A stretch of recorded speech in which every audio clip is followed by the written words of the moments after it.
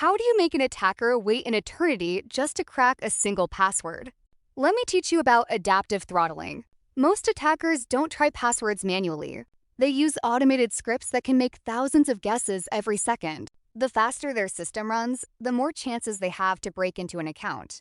But adaptive throttling changes the game. Instead of letting the attacker control the speed, we control the speed of every attempt. If a user or attacker fails a password check more than once, the system enters a penalty phase. During this phase, every failed guess forces a longer waiting time before another attempt is allowed. A few seconds can become minutes, and minutes can become much longer delays. This makes automated attacks frustrating and extremely slow. The attacker's powerful script is no longer useful because it has to sit and wait between every guess. Adaptive throttling doesn't stop attackers by blocking every attempt.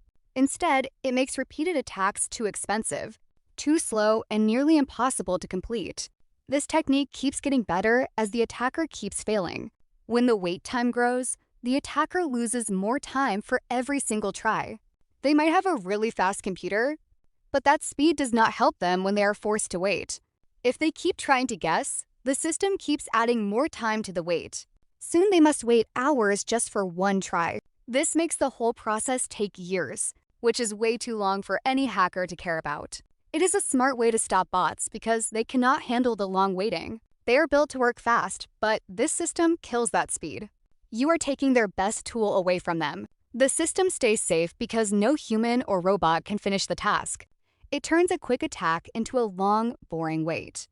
This makes it a waste of time for them to even start. It is a very simple and effective way to block them. The wait time grows much larger with every wrong try.